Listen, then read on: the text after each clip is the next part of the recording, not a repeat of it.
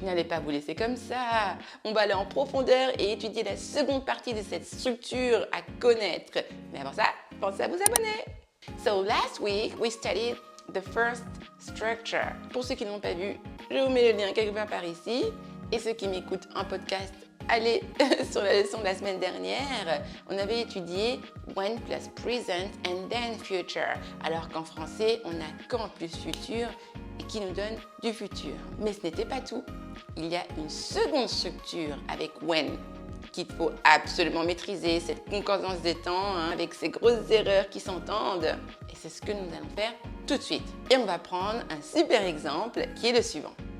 Quand j'aurai appris l'anglais, j'évoluerai professionnellement. Alors. Là, ça se complique un peu, mais je vais tout vous expliquer. Encore une fois, quand on connaît la structure, eh bien ensuite, c'est simple. Étudions la configuration en français. On révise aussi la conjugaison en français. Quand j'aurai appris, ça, en français, c'est du futur antérieur. Et oui, ce sera beaucoup plus simple en anglais, je vous rassure. Donc, quand j'aurai appris, c'est du futur antérieur. On a l'auxiliaire avoir qui est conjugué au futur simple, j'aurai, suivi du verbe au participe passé, appris. Quand j'aurai appris l'anglais, virgule, et dans la seconde partie de phrase, j'évoluerai professionnellement. Là, c'est du futur simple. On retrouve notre futur simple. Quand on a cette structure-là en français, en anglais, ce ne sera pas le futur antérieur, comme je vous le disais, ce sera étonnamment, là encore, le present perfect. Si vous vous souvenez, le cours de la semaine dernière, never will after when, nous ne pouvons pas avoir du futur, que ce soit du futur simple ou du futur antérieur, après when, dans ce type de phrase. Et donc en anglais, ils utilisent le present perfect. Et ensuite, dans la seconde partie de phrase, on aura du futur simple, comme pour la précédente structure.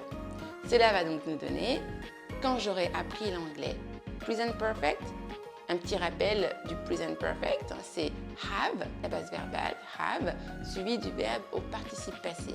Donc, apprendre l'anglais. When I have learned English, when I have learned or learned, you have two different forms in English, learned and learned, irregular and regular. So, when I have learned or learned English, et ensuite du futur, j'évoluerai professionnellement. Comment est-ce qu'on dit évoluer professionnellement?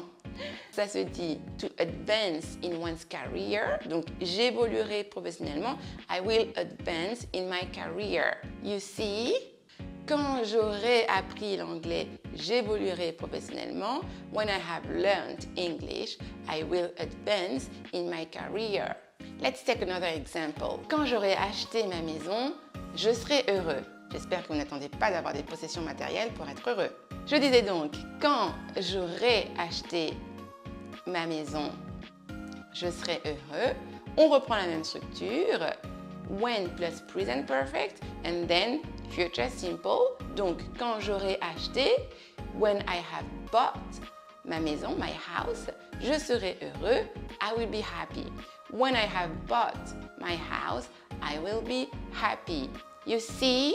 C'est très particulier, mais une fois que vous connaissez la concordance des temps, c'est le cas maintenant, eh bien vous ne pouvez plus vous tromper. As usual, practice. Let's practice in the comments. J'attends vos phrases d'exemple en commentaire pour vous faire travailler. Et vous savez que je suis là en plus pour vous corriger, donc profitez-en. Et bien sûr, don't forget to subscribe, to like and to share to help more and more people. Have a very nice day or nice evening and see you soon. Bye bye.